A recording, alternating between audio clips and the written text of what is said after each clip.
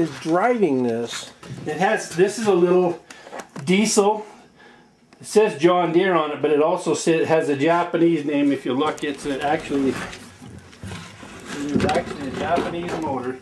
And I can't, without getting all dirty. Yeah, no, I can't that's all right. But it says John Deere on it, and it's a little 3-cylinder.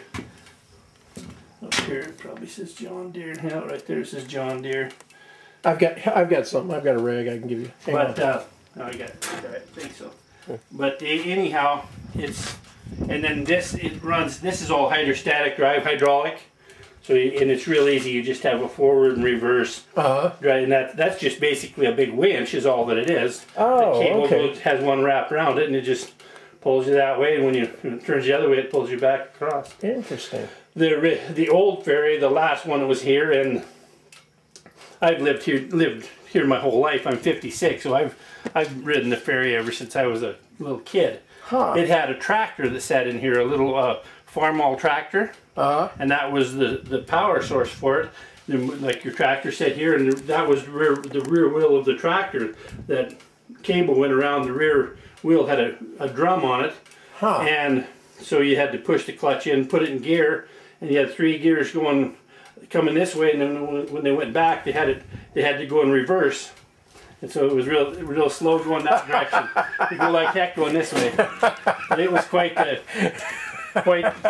old machine. But that's how there was a ferry here. There was one up the river at the PN landing. What's PN? Power Norris was the ranch that was there, and now they call it the Judith Landing. But the bridge is still called the PN. The ranch that was right there, a huge private ranch, was called the PN. There were 2 guys that settled the ranch in the late 1800s. Power and Norris were their name in that. So they called it the PN Ranch. But anyhow, there was a ferry there. Down the river about 30 miles was another ferry called the Power Plant Ferry. And it was from Billings going north, it was the main, that was the road if you were going to go to like Havre or Malta, and they had to cross that power plant ferry. It was taken out, about the year I was born, 58 or 59. They took that out and put the bridge across the river, the Fred Robinson Bridge, and that Highway 191. They completed that highway through there. But that ferry was just... What, if I may, what was all the traffic? I mean, that seems like an inordinate number of crossings. Well, think of all the people that were homesteading here at that time. You know, when the homesteading days first come in, people came in from all over the world to homestead here. It was free land, and so they come out every 160 acres, and some of them, when it first started, it was like 80 acres, and then they went to 160.